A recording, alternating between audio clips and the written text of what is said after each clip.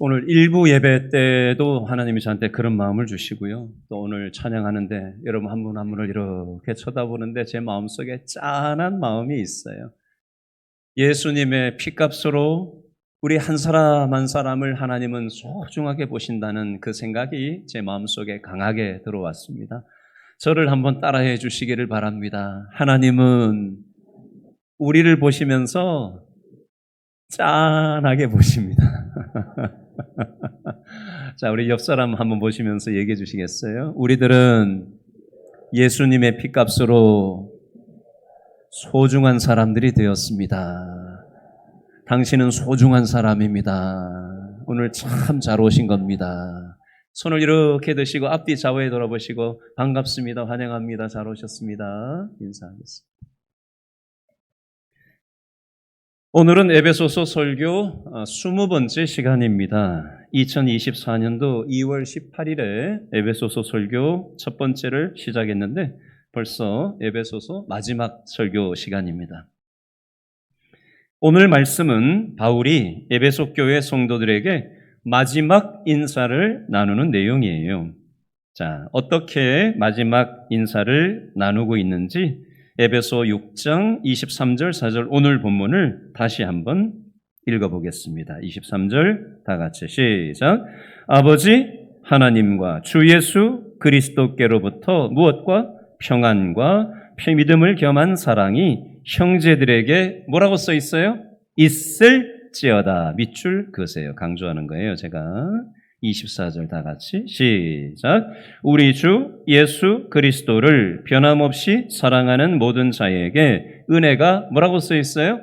있을지어다. 밑줄 쫙 그어놓으세요. 23절 끝에도 있을지어다. 24절 끝에도 있을지어다. 어디서 많이 들어본 느낌 아니에요? 요 패턴의 문장을 어디서 들으셨어요? 있을지어다? 예배 시간에 언제 들은 기억이 있으세요? 주일날 교회에서 주일 예배 마칠 때 마지막 순서가 뭐예요? 축도, 축복기도 시간이잖아요. 그렇죠? 축도 제일 끝에 어떻게 끝나요? 있을지어다. 제가 이렇게 축도하잖아요. 그러면 방금 읽은 에베소서 6장 23절, 24절은 무슨 내용이에요? 바울이 누구에게? 에베소 교회 성도들에게 축복 기도하는 내용이라는 겁니다. 자, 요거 꼽아 놓으시고요. 자, 9장만 앞으로 넘겨 보실래요? 고린도 후서 13장 13절로 가보겠습니다. 자, 9장만 앞으로 넘기면 돼요. 신약성경 301페이지입니다. 신약성경 301페이지 고린도 후서 13장 13절 고린도 후서 끝장끝절입니다. 뭐라고 써있나? 자, 여기에서는 바울이 고린도 교회 성도들을 향해서 뭐라고 얘기를 하는가? 고린도 후서 13장 13절 다 같이 읽습니다. 시작. 주 예수 그리스도의 은혜와 하나님의 사랑과 성령의 교통하심이 너희 무리와 함께 뭐라고 써 있어요? 있을지어다. 밑줄 쫙 그어놓으세요. 자, 조금 전에 읽었던 오늘 본문 에베소서 6장 23절 4절 끝절하고 고린도 후서 13장 13절 고린도서가 끝나는 끝장 끝절하고 패턴이 똑같이 돼 있어요. 있을지어다. 에베소 끝장 끝절은 바울이 에베소 교인들을 향해서 축복 기도하는 내용이라면 고린도 후서 13장 13절 끝장 끝절은 고린도 교회 성도들에게 바울이 축복 기도하는 내용이 되겠습니다. 자, 다시 오늘 본문으로 돌아오시기 바랍니다. 먼저 오늘 본문 바울이 에베소 성도들에게 축복하고 있는 내용을 한번 살펴보도록 하겠습니다. 자, 바울이 다른 사람들을 위해서 축복 기도를 하고 있는데 바울 자신은 지금 어떤 상황에 처해져 있죠? 바울은 지금 어디에서 머물고 있어요? 로마 감옥에 갇혀 있는 상황이에요. 그리고 바울은 언제 처형당할지 알지 못하는 불안한 상황 속에 처해져 있었습니다. 한번 생각을 해보시죠. 바울은 성격이 오지랖이 넓어서 다른 사람을 축복하고 있는 걸까요? 자기가 지금 죽을지 살지 알지 못하는 감옥에 있으면서 오지랖이 넓어서 자기 문제도 급급한데 다른 사람을 축복하고 있는 걸까요? 여러분, 입장 바꿔서 한번 생각을 해보자고요. 만약에 저와 여러분이 바울처럼 감옥에 갇혀서 언제 처형당할지 알지 못하는 불안한 상황이라고 한번 생각을 해보시자고요. 그러면 어떤 생각과 마음이 들어오실 것 같아요? 아이고, 내 신세가 어쩌다가 이리 되었나. 신세 한탄 나오기 쉽지 않아요? 외롭지 않을까요? 두렵지 않을까요? 불안하지 않을까요? 잠이 올까요? 그런데 바울은 달랐어요. 바울은 환경적으로 감옥에 갇혀 있는 상황이었고 어려운 상황에 처해져 있었지만 바울의 마음은 두려움, 외로움, 불안함이 지배하고 있질 않았어요. 왜 그랬을까요? 제가 이 바울의 심정이 어떠했을지를 미루어 짐작을 곰곰이 앉아가지고 하는데 문득 성경 구절 하나가 딱 스치고 지나갔어요. 그게 빌립보서 4장 6절, 7절 말씀. 우리 참 많이 암송을 하시는 분들 많은데요. 성경 액자에도 이 암송 구절이 집집마다 사업장에 붙어 있는 사람들 참 많죠. 아시는 분들은 우리 다 같이 한번 암송해 보면 좋겠어요. 아무것도 염려하지 말고 다만 모든 일에 기도와 간구로 너희 구할 것을 감사함으로 하나님께 아뢰라. 그리하면 모든 지각에 뛰어난 하나님의 무엇이 평강이 그리스도 예수 안에서 너희 무엇과 마음과 생각을 지키시리라. 아멘. 여러분, 내가 내 마음 지킬 수가 있던가요? 이 험한 세상, 험악한 세상 살면서 내 생각이 잘 통제가 돼요? 잘 안 되잖아요. 그래서 무너지잖아요. 불안하잖아요. 두렵잖아요. 좌절이 되잖아요. 외롭잖아요. 근데 여러분, 바울이라고 외로움 안 타겠어요? 바울이라고 겁이 없겠어요? 바울은 뭐 불안함도 없는, 감정도 없는 사람인가요? 왜 바울이라고 두렵지 않고 외롭지 않고 힘든 마음이 없었겠냐고요. 그런데 바울이 왜 그 감정과 상황에 영향받지 않을 수 있었을까? 그 비결이 무엇이었을까? 제가 가만히 생각해 보니까 바울의 마음과 생각을 누가 딱 붙잡으신 거예요? 하나님의 평강이 바울의 마음과 생각을 딱 붙잡으신 거예요. 여러분, 우리가 인생 살면서 이런저런 어려움에 노출이 되면 그 상황에 우리의 마음과 생각이 온통 매몰되고 뺏기기가 쉬워요. 근데 그 문제를 가지고 하나님 앞에 기도하기 시작하면, 그리하면 하나님이 하나님의 평강으로 우리의 마음과 생각을 딱 잡아주셔요. 중심이 딱 잡혀요. 인생의 질서가 딱 잡히는 거예요. 그러면 내 감정이 상황에 의해서 휘둘리지 않고 상황에 의해서 내 생각이 휘달리지 않아요. 하나님의 평강에 의해서 내 인생의 뿌리가 딱 잡힌 사람은 상황에 매몰되지 않는다고요. 과거에 어찌됐든, 사람이 어찌됐든, 환경이 어찌됐든 그것에 휘달리면서 살지 않는다고요.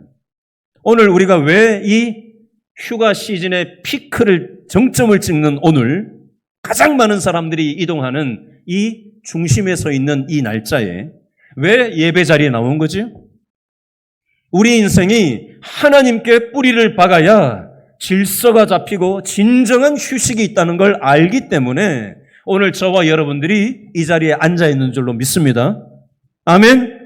여러분, 이거 딱 붙잡아야 돼요.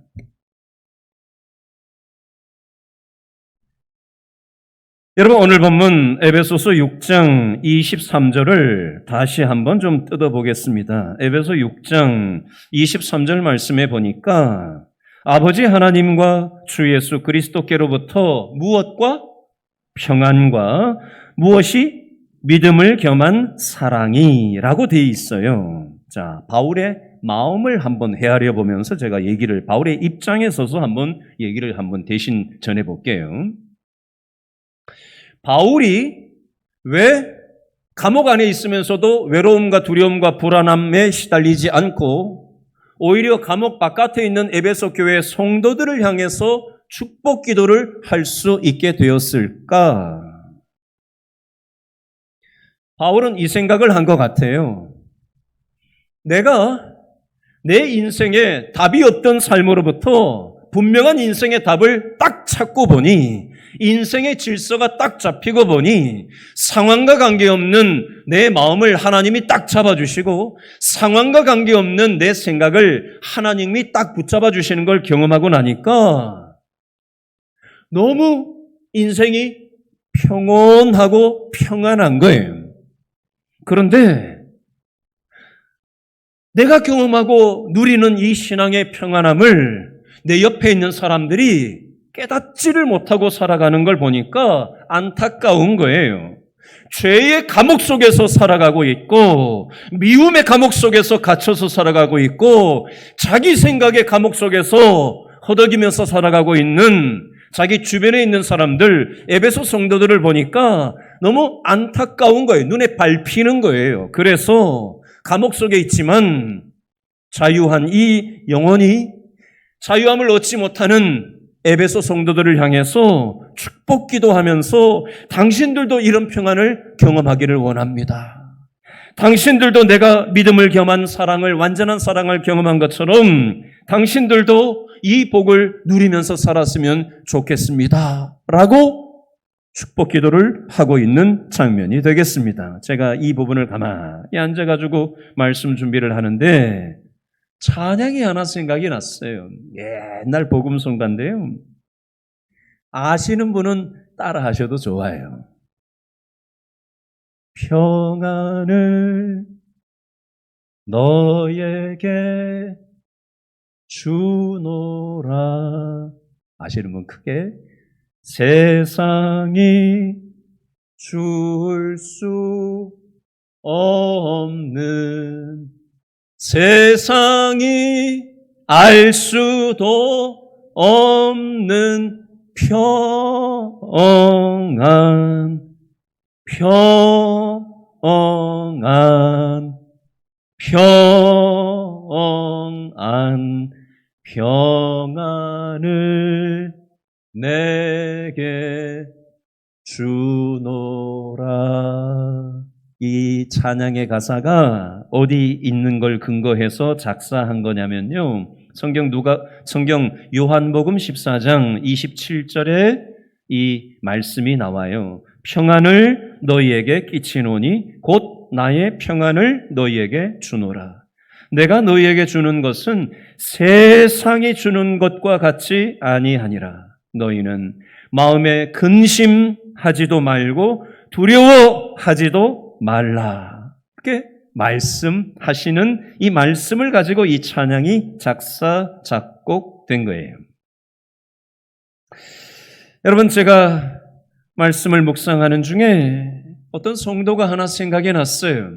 이 성도는 차마 어떻게 살까 싶을 정도로 아주 너무나도 힘든 인생의 상황을 맞닥뜨리고 살아가는 성도 한 분이 계셨어요. 제가 아는 목양했던 성도 중에 한 사람이. 그런데 그 성도가 성경 암송대회를 교구에서 하는데 성경 한 장 전체를 토시 하나도 안 틀리고 전체를 암송을 하고 마치고 나서 제가 개인적으로 물어봤어요. 집사님, 어떻게 그렇게 성경 한 장 전체를 통으로 그렇게 한자도 안 틀리고 암송을 정확하게 하실 수가 있어요? 대단하시네요. 그랬더니 이분이 뭐라고 얘기했는지 아세요? 목사님, 저는 말씀 없으면 못 살아요. 제가 그분의 처절한 상황을 너무나도 잘 알고 있거든요. 얼마나 고통스러운 인생을 살아가고 있는지 제가 너무나도 잘 알고 있거든요. 그 속에서 믿음으로 살아가려고 말씀 붙잡고 버티고 인내하고 눈물 흘리면서 믿음으로 살아내려고 몸부림치고 있는 걸 제가 너무나도 잘 알기 때문에 그분의 그 한마디가 무슨 말인지 제가 알아듣죠.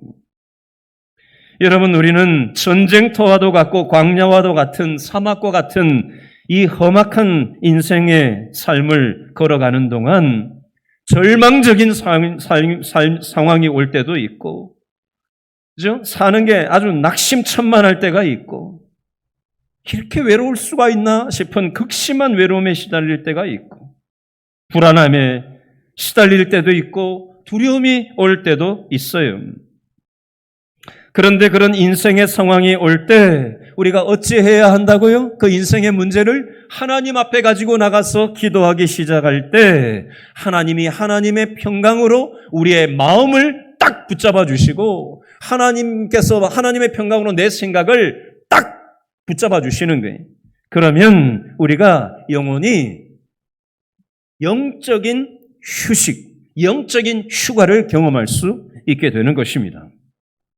저는 오늘 바울이 에베소 교회 성도들을 향해서 축복 기도하는 이 말씀을 묵상하면서 말에 대해서 오늘 우리 성도들과 좀 나누어 봤으면 좋겠다, 이런 생각이 들었어요. 말에 대해서 좀 나눌게요. 자, 퀴즈를 하나 내도록 하겠습니다. 맞춰보셔요. 자, 사람의 신체 부위 중에서 가장 강한 신체 부위는 어디일까요? 네? 뼈. 뼈 딱딱하니까, 단단하니까 강하죠. 근데 제가 원하는 답은 아니에요. 머리카락. 제가 힌트 이미 다 드렸는데. 혓바닥, 입. 혀입니다, 혀. 그러면 왜 혀인가? 이 혀가 강하다는 것은 물리적인 힘을 강하다고 얘기하는 측면이 아니에요. 자, 혀가 강하다는 것은 혀를 통해 말의 힘이 강하다는 걸 얘기하려고 하는 겁니다. 자, 이 부분을 잠언 18장 21절에는 이렇게 말씀해요. 죽고 사는 것이 어디에 달렸다? 혀의 힘에 달렸나니 혀를 쓰기 좋아하는 자는 혀의 열매를 먹으리라.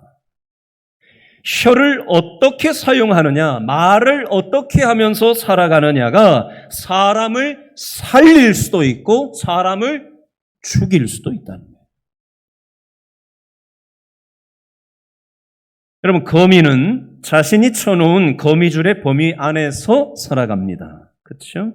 누에는 자신의 입에서 나오는 실로 만든 고치 안에서 살아가요. 그렇다면 사람은 어디서 살아갈까요? 자신이 말하는 그 말의 내용 속에서 살아갑니다. 무슨 뜻이냐? 부정적인 말을 하면서 살면 그 사람 주위의 환경은 부정적인 삶의 환경이 되고 말 것입니다. 긍정적인 말을 하면서 살면 그 사람의 삶의 주변은 긍정적인 환경으로 조성이 되게 될 것입니다. 우리가 쉽게 내뱉는 말 한마디가 곧 우리의 삶이 되고 그리고 우리의 인생으로 발전한다는 사실을 우리는 생각할 수 있어야 합니다. 어른들 이런 얘기 많이 하셨죠. 말이 뭐가 된다? 씨가 된다. 말이 중요하다는 거예요.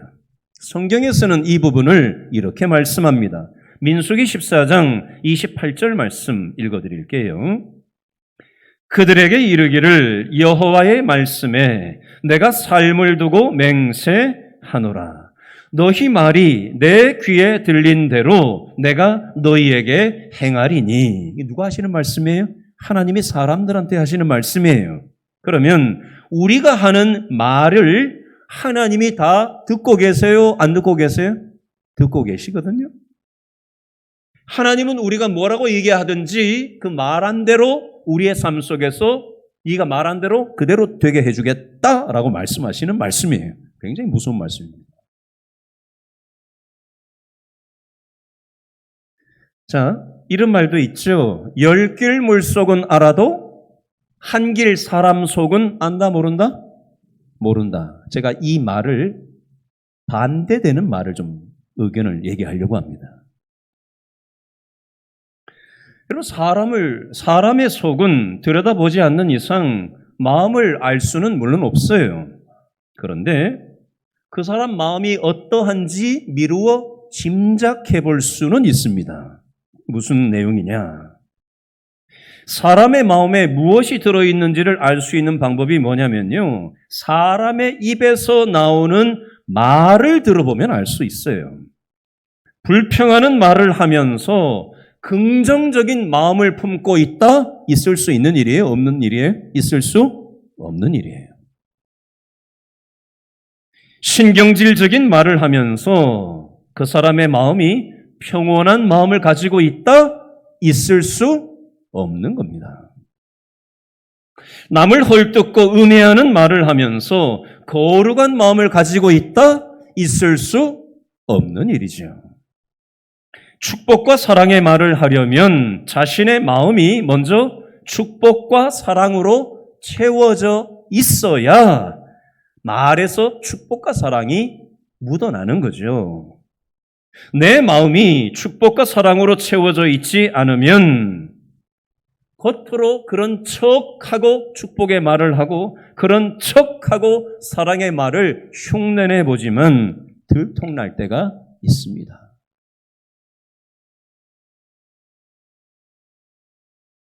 마태복음 12장 35절 말씀 보면요.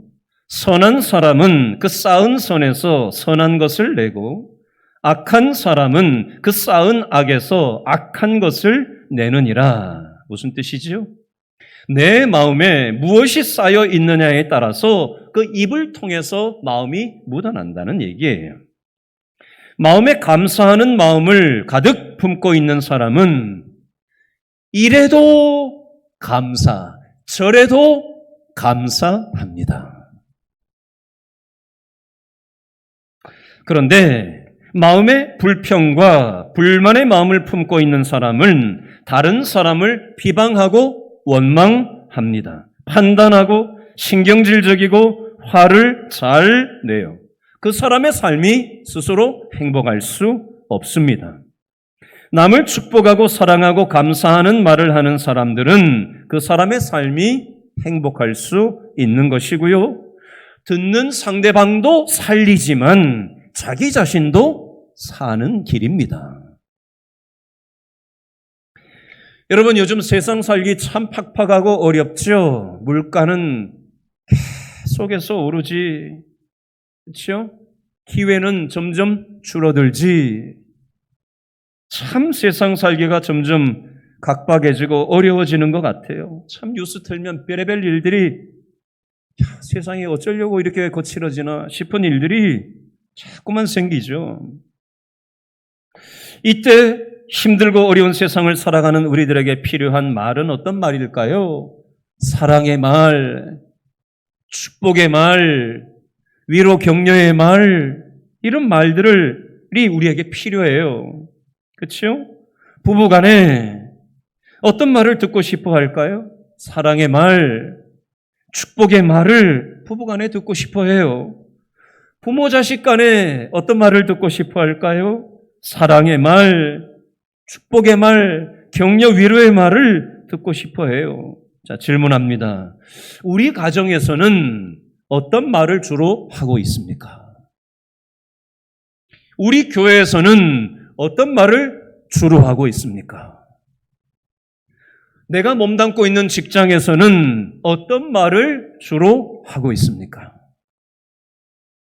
축복과 사랑과 격려의 말이 많은지 아니면 불평과 탓하는 원망과 비판하는 말이 많은지 돌아볼 수 있었으면 좋겠어요. 이 말이 사람을 살리기도 하고 사람을 꺾어놓기도 합니다. 죽는 길로 내몰기도 해요. 사람이 죽을 때가 되면 가장 많이 하는 말이 있는데 이런 말이라고 합니다. 따라해 보실래요? 연습해야 돼요. 따라해 보세요. 사람이 죽을 때 가장 많이 하는 말입니다. 미안했다. 따라해 보세요. 따라하라고 할 때라도 따라하세요. 미안했다. 사랑한다. 고마웠다. 이게 입에 붙어야 돼요. 그런데 미안했다, 사랑한다, 고마웠다는 말 죽어도 못하는 사람들이 있어요.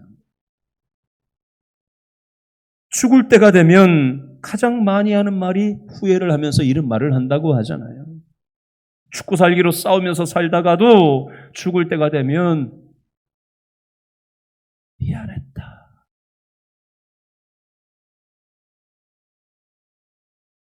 사랑한다,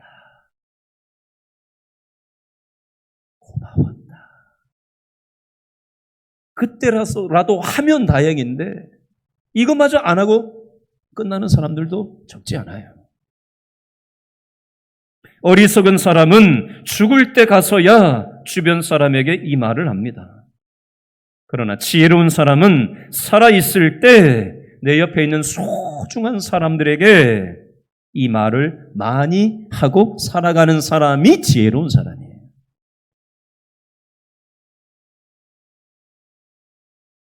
여러분, 고맙다, 미안하다, 사랑한다라는 말을 많이 하는 사람이 더 행복하게 살 수 있고요. 더 오래 산다는 통계 분석 보고가 있습니다. 다른 사람을 축복하며 살아가는 사람들에게 하나님이 이 보너스를 주시는 거예요. 한 가지 간증을 소개하고 오늘 말씀을 맺도록 하겠습니다. 박강월 권사님이라는 분의 간증인데요. 이분은 수필가이기도 하고 주보편지 발행인이기도 하고 은혜 드라마 선교단을 창단해서 문화 선교를 하는 분이기도 합니다. 이분이 대학교 다닐 때 있었던 일입니다. 2살 연하의 남편을 만났대요. 그래서 결혼하려고 인사를 드렸더니 시아버지 되실 분이 며느리감이 2살이 연상이고 거기다가 다리가 절룩거리는 장애인이라 결혼을 단호하게 반대했답니다. 2살 때 다락에서 떨어져가지고 소아마비 진단을 받아서 절룩거린다고 합니다. 그래서 부모님을 끝내 모시지 못하는 눈물의 결혼식을 치렀다고 합니다. 남편은 자신의 손을 꼭 잡고 우리 잘 살 수 있을 거야, 나만 믿어 라고 하면서 용기를 주어서 결혼 생활이 시작했건만 남편은 그 뒤로 7년 동안이나 부모와의 인연을 끊고 매일 술에 쩔어서 살았답니다. 혼자 가정예배를 드렸지만 남편은 술을 마시고 3일 외박, 나중에는 일주일 동안 외박, 나중에는 1개월 동안 외박하기 시작했습니다. 그러다 보니 결혼하지 얼마 안 된 이 분이 남편을 원망하기 시작했어요.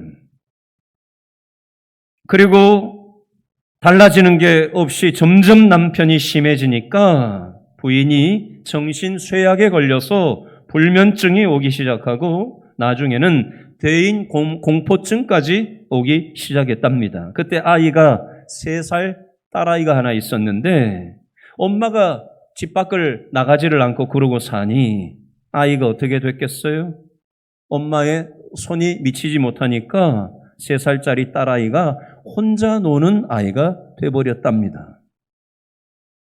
하루는 남편이 술에 잔뜩 취해서 새벽 4시에 들어왔는데 화가 나가지고 옆방으로 건너가서 잠을 청하려고 하는데 갑자기 맑은 새소리가 어디서 들리더래요. 이게 무슨 소리지? 무슨 이런 소리가 다 있지? 분명히 진짜 새는 아닌데 새소리는 새소리인데 새가 없는데 그런 소리가, 이상한 소리가 들리는 거예요. 그러더니 누가 아무도 부르는 사람이 없는데 어디선가 들리는 찬송 소리가 들리더랍니다. 그러더니 사람의 소리가 아닌 어떤 소리가 들리는데 방금 하늘나라의 소리를 들으셨지요? 이런 소리가 들리더라는 겁니다. 그리고는 예수님이 이렇게 말씀하시는 걸 경험했대요. 내 딸아, 그래, 괜찮아. 이렇게 말씀하시는 예수님의 위로의 음성을 그 밤에 들었답니다. 그리고는 힘을 얻고 남편이 그러든 말든 상관없이 딸과 매일 저녁 예배를 드렸대요. 딸은 아빠를 위해서 눈물을 흘리면서 어린 딸아이가 기도를 했답니다. 그러던 어느 날 밤 12시쯤에 전화벨이 울렸대요. 남편의 목소리입니다. 나 지금 집 앞 공중전화야. 데리러 내려와줘. 그래서 내려가 봤더니 공중전화 부스 옆에 벤치에 마치 노숙인처럼 초라하게 앉아있는 남편이 꺼져가는 한숨 소리를 내쉬면서 땅만 쳐다보고 앉아있더랍니다. 그러면서 남편이 툭 내뱉는 말이 이랬어요. 모든 것이 허무하기만 해. 그냥 세상 사는 것도 다 싫고. 그래서 술로 풀어보려고 그랬어. 이 얘기를 듣고 고민에 빠져있던 이 부인이 이렇게 남편을 향해서 얘기했습니다. 당신에게 마지막 제안을 하겠어. 새벽 기도회와 성경 공부 모임에 참석해. 당신이 예수님을 온전히 만나 술을 끊고 새 사람이 된다면 다 용서할게. 그리고 하나님이 기뻐하시는 가정이 될 수 있도록 최선을 다할 거야. 그게 싫다면 이혼해. 이렇게 얘기를 했대요.